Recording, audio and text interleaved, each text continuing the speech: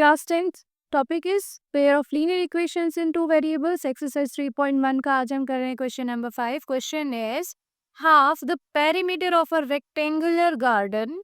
कोई rectangular garden है, उसके पेरीमीटर का जो हाफ है and whose length is 4 metre more than its width, और उसकी जो लेंथ है उसकी विड्थ से कितनी ज्यादा है? 4 मीटर ज्यादा है उसकी लेंथ विड्थ से. उसका हाफ पेरीमीटर क्या है? 36. Find the dimensions of the garden. तो सबसे पहले जो चीज हमने फाइंड करनी है हम उसको लिख कर लेते हैं. Let the length of the garden. हमने माना कि गार्डन की जो लेंथ है वो क्या है? x metre. x बस यूनिट हम छोड़ सकते थे, हमने मीटर लगा दिया. And the width of the garden is y. हमने विड्थ मान ली है y.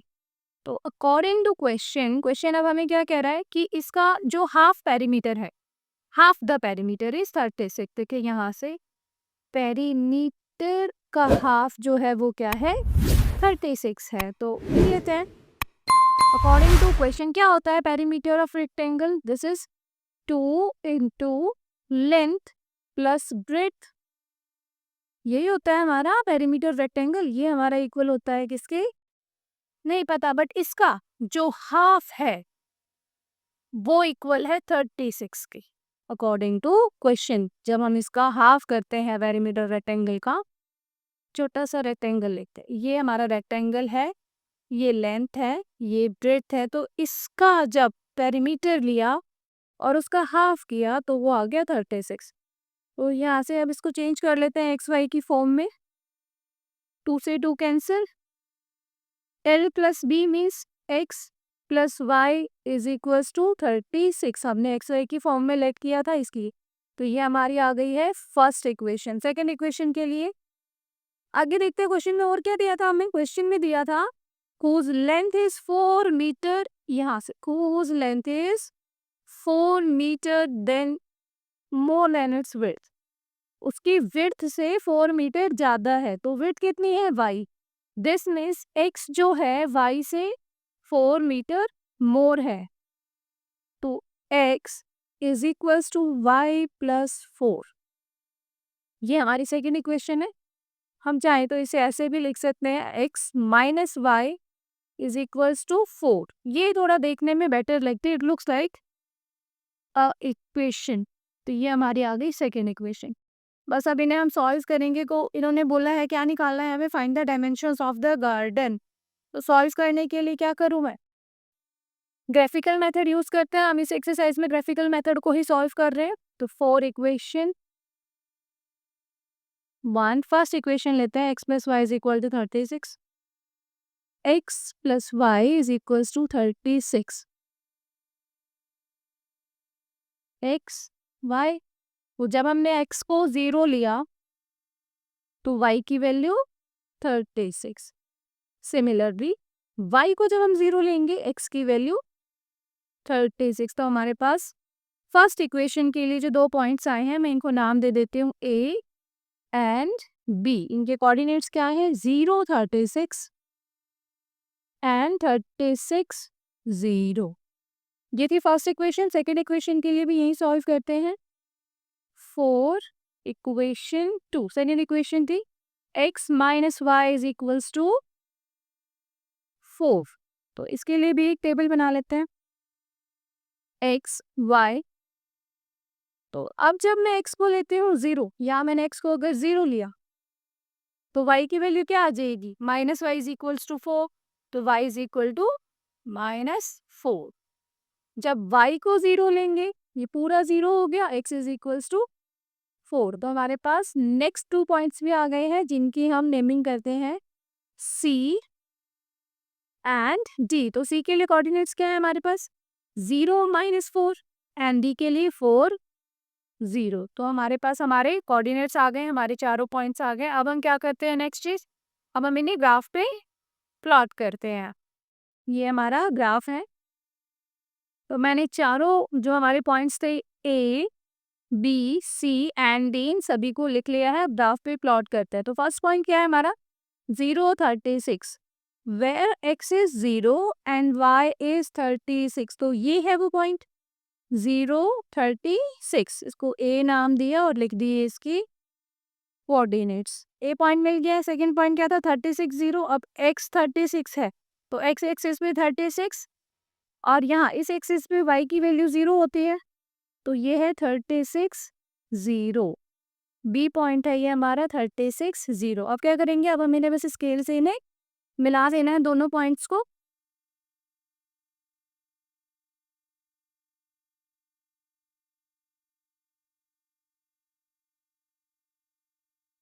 With the help of scale हमने फर्स्ट इक्वेशन की लाइन ड्रॉ कर ली है। क्या थी हमारी इक्वेशन, हमारी इक्वेशन थी x plus y is equals to 36। Second equation के लिए देखते हैं C and D point. C है 0 माइनस 4, तो x 0 एंड y जो है वो हमारा क्या है, -4, तो इधर है,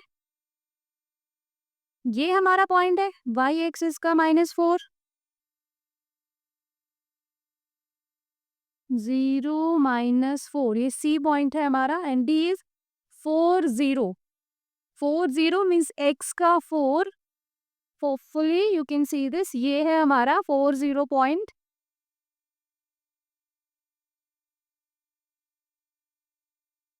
पॉइंट डी, तो अब स्केल लेते हैं और इसे भी हम क्या कर लेते हैं, मिला लेते हैं।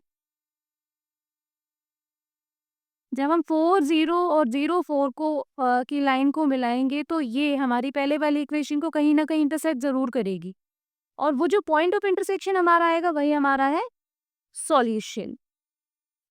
ये हमारी आ गई है सेकेंड इक्वेशन की लाइन। क्या थी हमारी इक्वेशन, इक्वेशन थी x minus y is equal to 36। दोनों इक्वेशंस के लिए हमारे पास जो इंटरसेक्शन पॉइंट है वो क्या है, ये कौन सा पॉइंट है, यहाँ पर x की वैल्यू है 20 एंड y की वैल्यू है 16। इसको अगर मैं नाम दे देती हूँ p, तो ये है हमारा 20 and 16।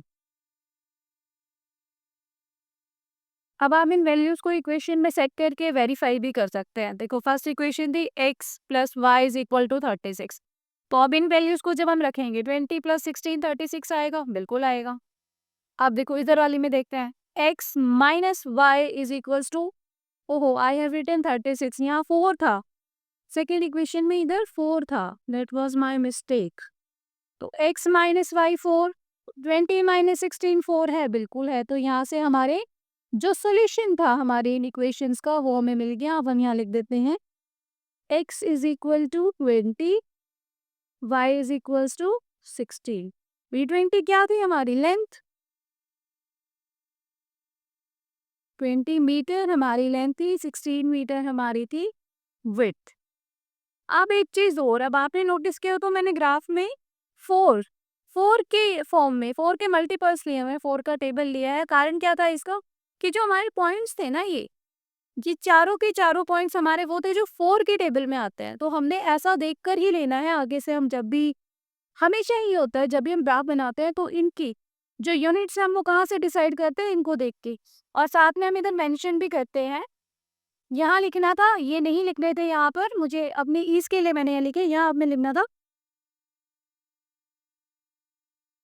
1 unit is equals to 4 metre.